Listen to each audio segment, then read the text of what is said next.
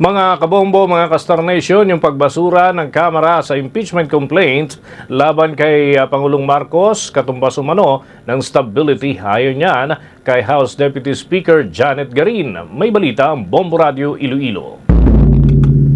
Naniniwala si House Deputy Speaker Janet Garin na katumbas ng katatagan o stability ang pag-uphold ng Kamara sa dismissal ng dalawang impeachment complaints na inihain laban kay Pangulong Ferdinand Bongbong Marcos Jr. Sa panayam ng Bombo Radio kay Garin na siya ring kinatawan ng unang distrito ng Iloilo, sinabi niya na maaari nang bumalik sa trabaho ang lahat at maihatid ang serbisyong inaasahan ng publiko. Ayon pa sa kanya, sa dami ng mga hamon na kinakaharap ng mundo, lalong nagiging mahirap ang sitwasyon kung makakita ang mga investors ng kawalan ng katatagan sa Pilipinas, lalo na kung may nakabinbing impeachment complaint laban sa Pangulo.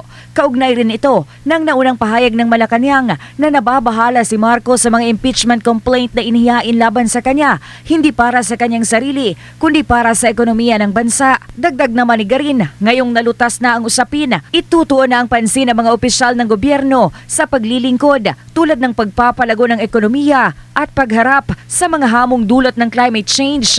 Ang pagbasura ng House of Representatives sa dalawang impeachment complaint laban kay Marcos ay nangangahulugan din na magkakaroon siya ng immunity o hindi tatanggapin ang anumang impeachment complaint laban sa kanya sa loob ng isang taon.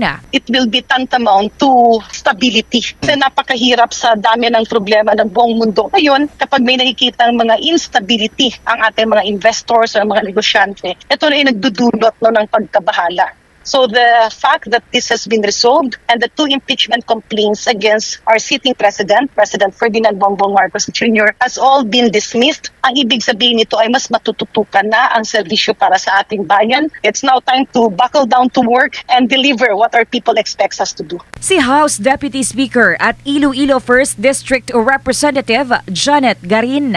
Para sa Bombo Network News, ako si Bombo Gisa Padios. This is Bombo Radio Philippines, the #1 and the most trusted source of news and information. Basta Radio, Bombo! For the most trusted source of news and information, visit our website at www.bomboradio.com. Follow us on Bombo Radio mobile app, Facebook, YouTube, TikTok, and X, formerly Twitter. Like, share, and stay connected. Anytime, anywhere.